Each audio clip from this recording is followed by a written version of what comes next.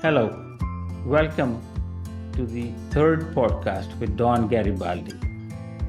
With over 3 decades of strategic leadership and extensive experience in organizational development, Dawn Garibaldi's professional journey is nothing short of exemplary.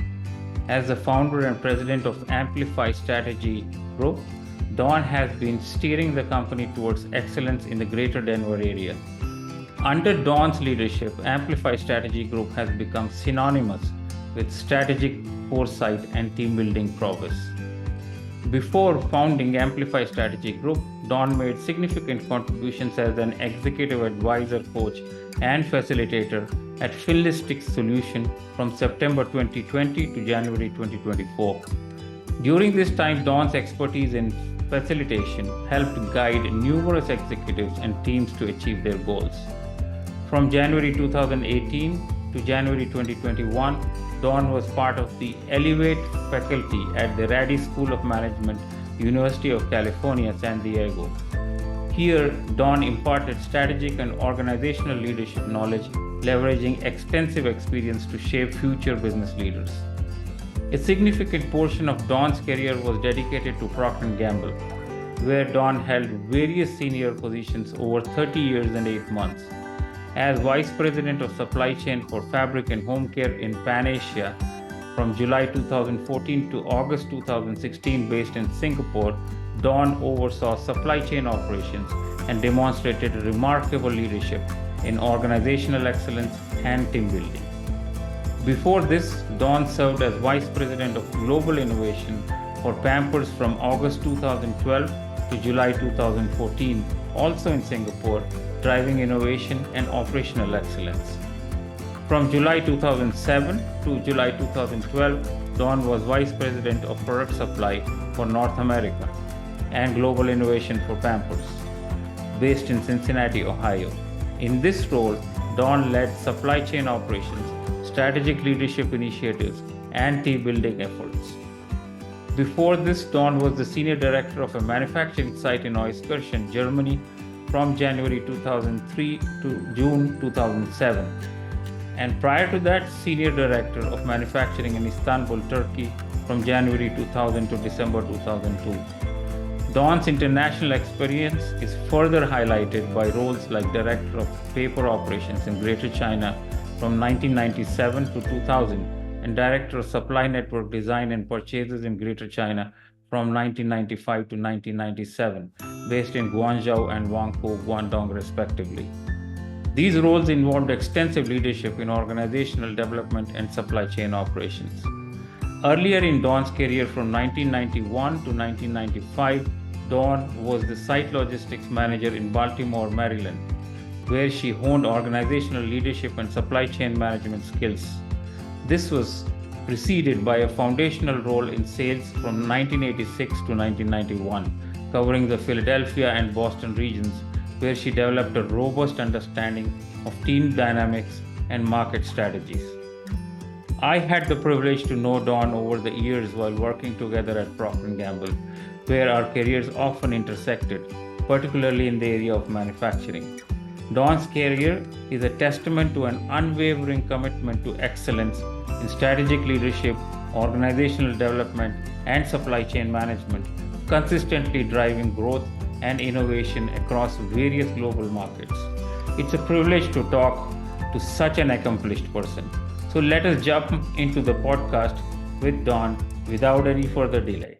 Welcome, Dawn. It's been a while, and I will straight away shoot a very good question, which is very close to your heart, which is all about the definition of a high-performing organization. What I have seen is people do talk high-performance organization, but when you go into these organizations, you really don't feel the smell of it. There are a lot of scorecards. There are a lot of ways of measuring these. Some sites have, I'm not talking within Procter & Gamble, also outside. Some have 10 principles, some have 12 principles, and they all mug up the principles. But when you really walk around, you don't see that, and something is missing. And symbolically, even when you smell the place, the way people talk, so something is missing. So what would be your definition of a high-performing organization? How would you, when you walk into the site with all the experience you carry in different organizations, how do you sense this high-performance organization? There's a couple things that I'm going to have my radar up for if I'm walking through an organization. And you know me, first and foremost, I want to get on the production floor as fast as possible. Do you remember the site in Louveira that has the mezzanine over the site? I could stand there for hours and watch the production floor and really start to figure out what the culture is. So there's a key component here to how people are behaving towards themselves and towards each other. And so there's a couple things I would be looking for in speech, behaviors, even presentations and reviews of results. The first thing is trust. Is there a high level of trust up, down, and across the organization? And this is one of the items that shows up in the Gallup polls on engagement as well. So do I trust that the people I work with are of integrity? Are there predictable outcomes for the unexpected? And I'm not talking about a rule book, but I'm talking about, is there trust in the organization that we are flexible, customer focused, and work very effectively within our teams? Do we have clear expectations? Is there a sense of belonging? Are employees involved, engaged, whether the results are good or the results are off? Do you see a high level of engagement in decision making? The other item I would look for in talking with leadership is, where do they position learning and development? Because a high performing organization also understands that things don't always go right. So where's that investment to create a multi-skilled organization that can flex to solve problems and don't need immediate direct supervision? I think you remember back in some of our global calls, I used to say the true culture of an organization is what people decide to do at 2 a.m. on a Saturday morning when there's no managers around to watch them. There you will know if you have a high performing, engaged, diverse, flexible, and skilled organization or not. And do you feel that the component of maturity of an organization and decision making would come into play?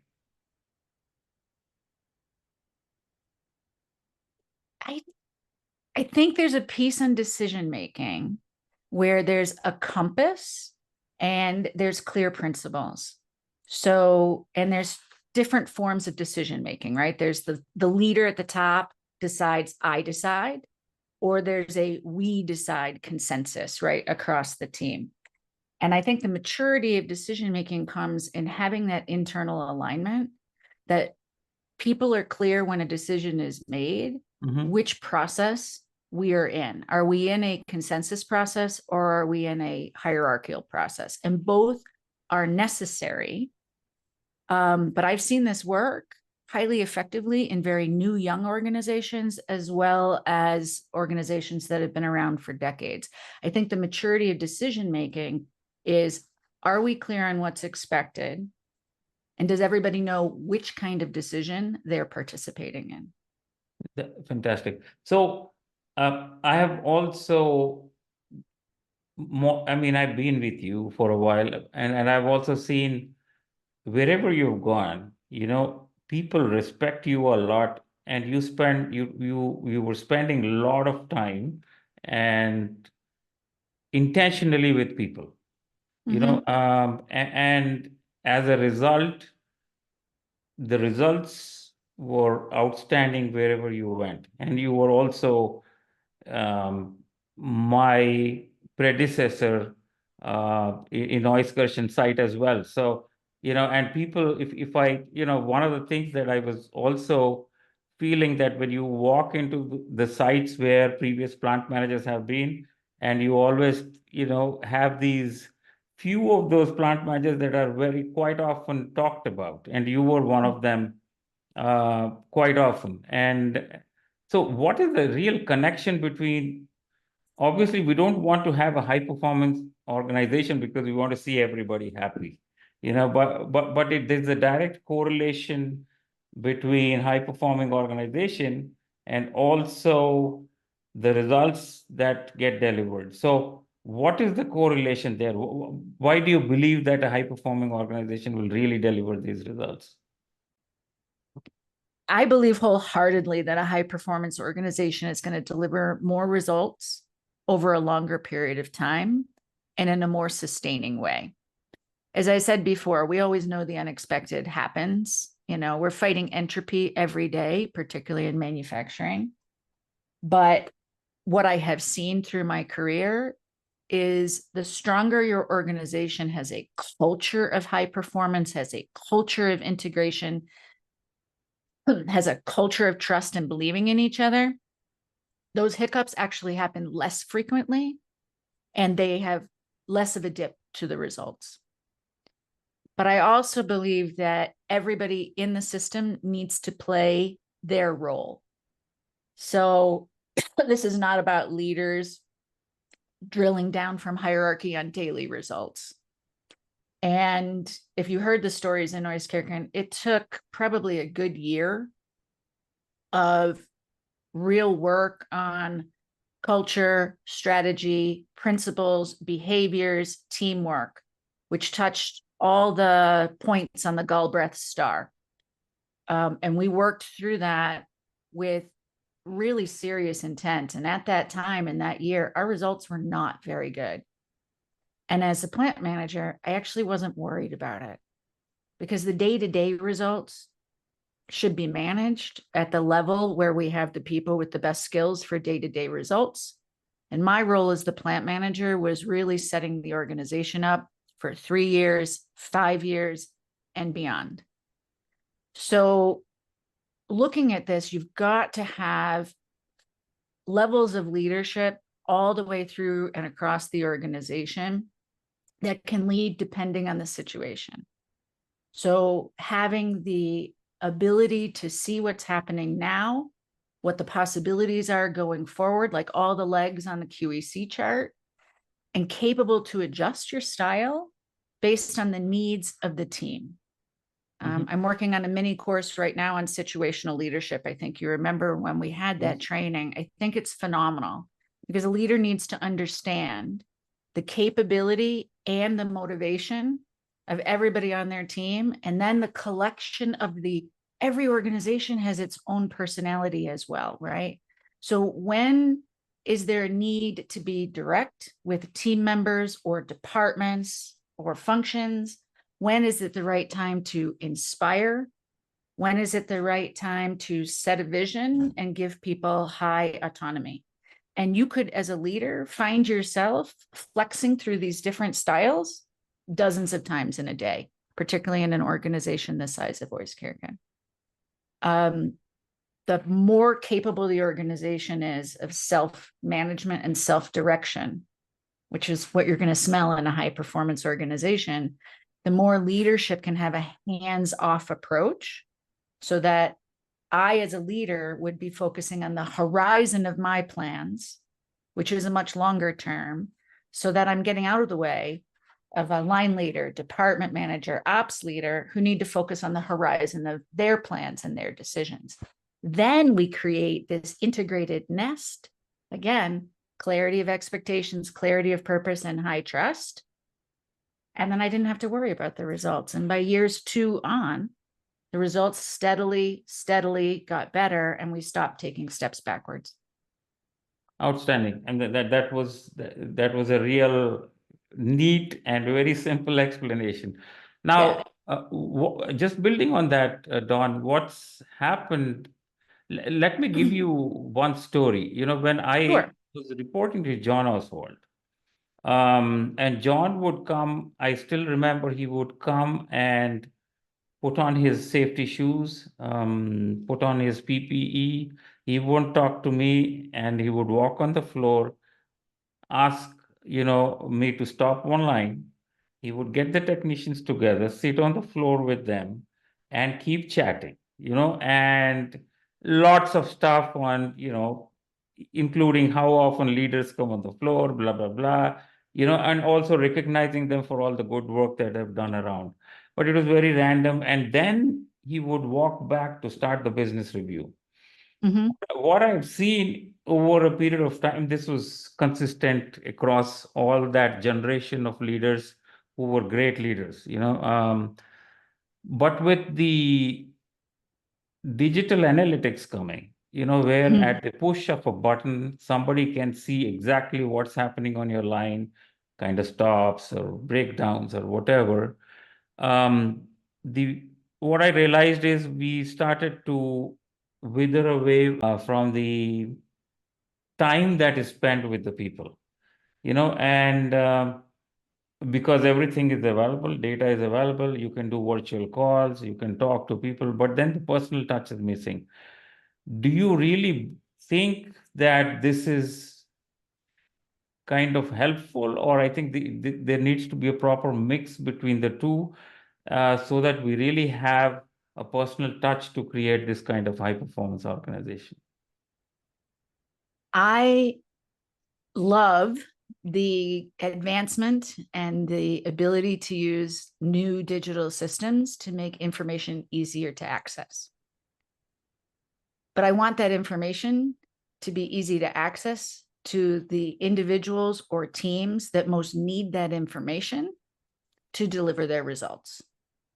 So if I were to look at how I would use that information as a plant manager, regional director, or when I did global innovation, I would dip into it to look for trends. I would dig into it to try to see where could I find contributing factors. So it would be more like the beginning of a focused improvement investigation. It can never replace the hands-on engagement, because culture for an organization is an asset that needs to be leveraged for the long haul.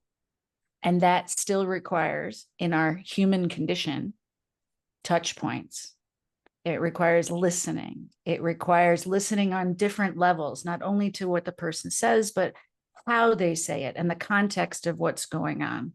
We cannot build a highly engaged organization without trust, engagement, communication, forgiveness, celebrations, and even holding people accountable who are not delivering to their target.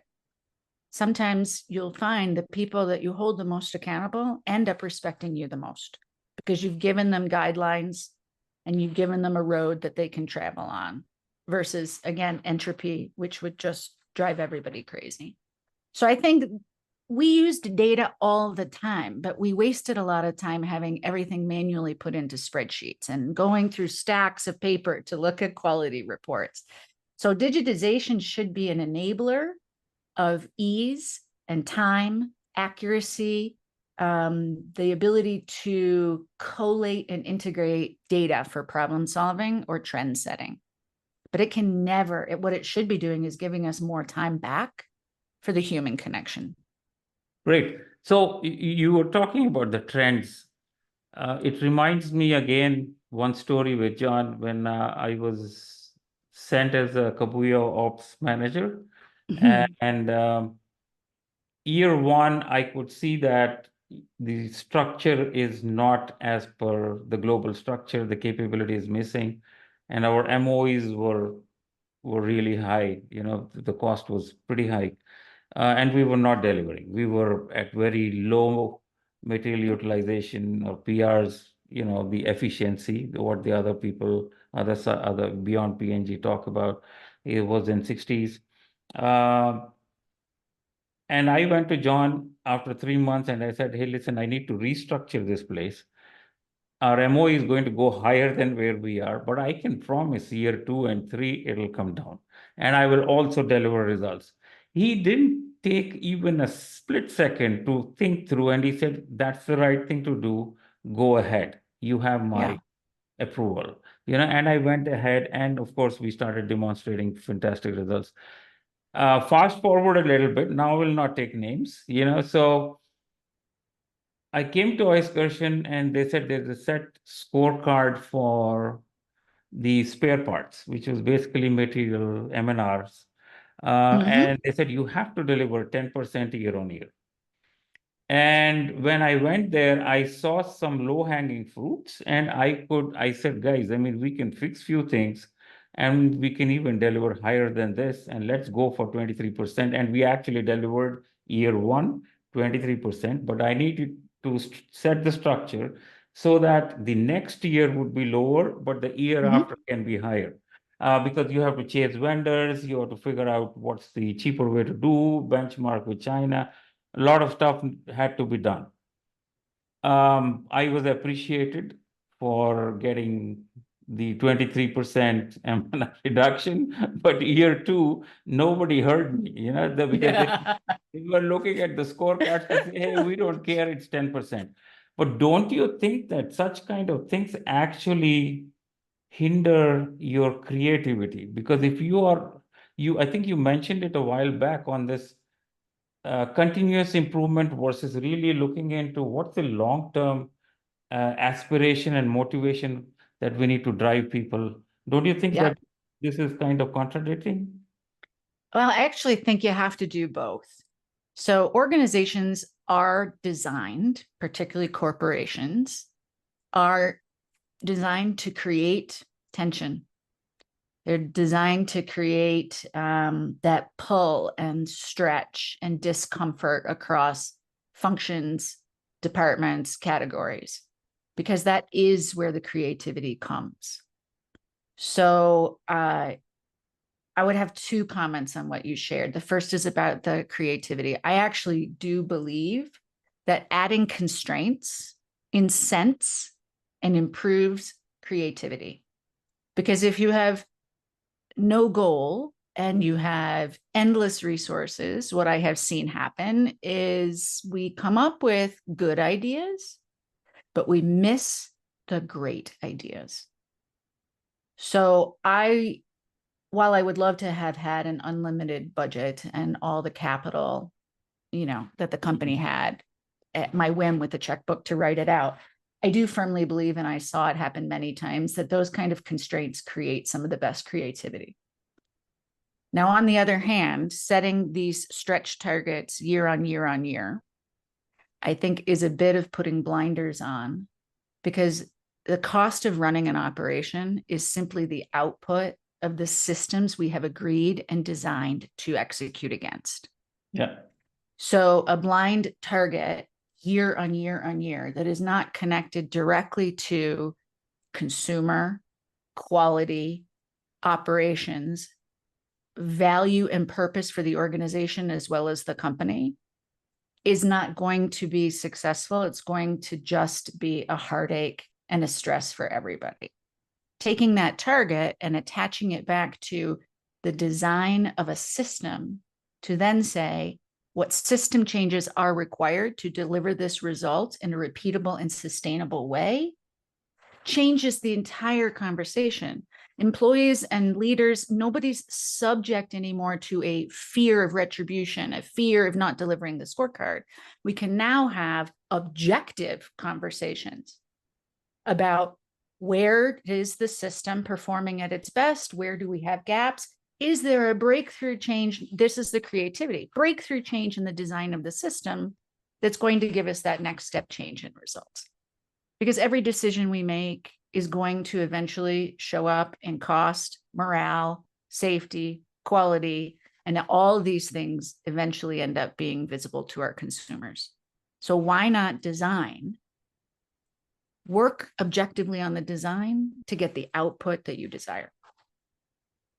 Great. I would switch the gears for my last question, which, Sure. and I really want to ask this, Go ahead. because you have such diverse experience. You've been in sales, marketing, operations, innovation, engineering, you name it, you've been there. Not marketing, but I sat on marketing lead But teams. you were So there initially. I think you started with sales and marketing, I right? started with sales Yeah. Okay. and then moved into logistics, operations, purchasing. You're right, everything but marketing. Yeah. Now I have to market because I run my own company. So I'm on a steep learning curve Of for course, marketing. of course. And then you were also in so many countries. Of course, started Yes. in the US, but then you were in Asia, and then you rose to a vice president position. You've been in different business units. Yes. So how would in every place we've always felt that diversity is very crucial. We especially, I mean, I'm not just talking gender diversity, but also diversity across is extremely important, and we've leveraged that diversity as we have gone, not just the scorecard numbers, but also looked at diversity.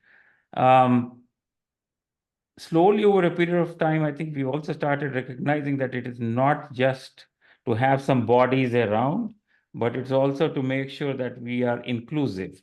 So, Mm-hmm. um, and there have been a lot of incidents that myself felt um, that I should have done something different. You know, Mm-hmm. um, Yeah. the way I behaved, or the way I just ignored an issue that people came out with. I should have done something different, and it was a constant learning process. So, Mm-hmm.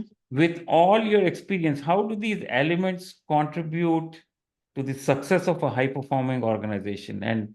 And how do we um, effectively leverage diversity and inclusion? I think the first is to stop being afraid to talk about it. We need some humility, some transparency, and curiosity. As you said, I landed in different countries that were very, very different than the country of my upbringing. And so that created a lot of stress and strain on my family personally to be immersed in a different country and culture.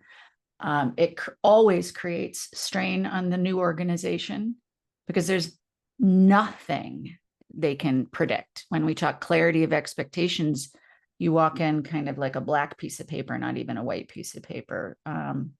So for me, it really begins with being honest and open to talk about it. This is what I understand. This is what I don't understand. One of the tools that I think is tremendously valuable and probably under discussed is the Prettyman model on culture. If we ask people, because that's diversity is culture, we're looking at diversity of upbringing, diversity of mindset, diversity of experience, gender, life experience happens to do with gender, family of origin, and then, geographical culture, religion, and so forth. If you follow the Prettyman model, the first thing you do is ask people about their stories and legends, because they will gift you with a wealth of information on core values, frustration points, trigger items, aspirations, ideology, life experience with these stories and legends. You then go on to taboos, you go back into decision making. There's a lovely integration between the Prettyman model and the Galbraith model. And this sounds pretty technical, but in practice, it means really walking around and doing a lot of talking. Also requires apologizing. So similar to you, as you told your story, I could come up with 5 incidents immediately in my head where I really stepped in it or put my foot in my mouth. And sometimes I was too late to apologize. And I think it caused bad feelings that lasted for so long they broke my heart. So vulnerable, humility, curious, and sometimes systematizing your learning so you can really understand what are the pockets of differences and what's that Venn diagram where people who believe they're from two different diverse origins actually have this commonality. Tends to be in the value system. We use different words, but we discover with practice they're the same value.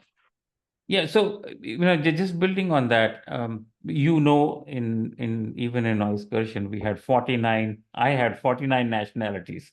You Yep. know, uh, And also having worked in different backgrounds, one of the examples that comes to my mind is typically,